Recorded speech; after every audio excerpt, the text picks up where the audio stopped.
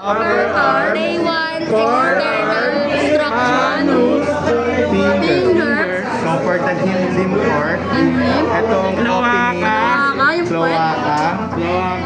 Thigh.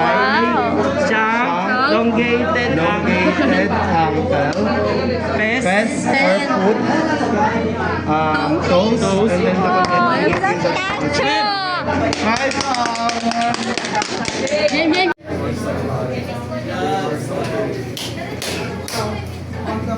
Ito naman kaya, si Lawrence naman kaya.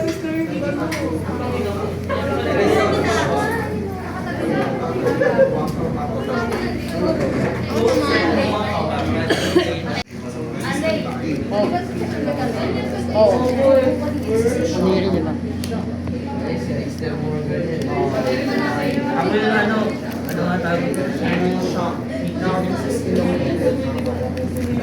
This one, yan. Send ko na lang more. And then this one is the middle lobe. This one. And then this is the left lobe. Okay, so dito yung heart. This is the heart. Now, if we're going to check under the heart,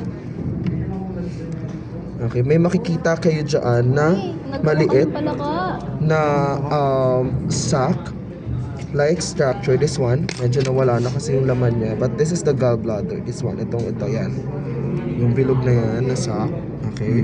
So inside there is that is the gallbladder, and of course that is the storage of bile. Pinoproduce ng liver yung bile, and then the bile will be stored on the gallbladder. Itong maliit na ito. Let's check on this one. Yan, ito. Yung wala ng laman, yan. This one, that is the gallbladder. Alright, next one, let's proceed with the stomach. So this is the stomach, yung malaki na yan. So that is the stomach.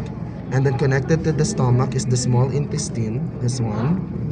Okay, that is the small intestine.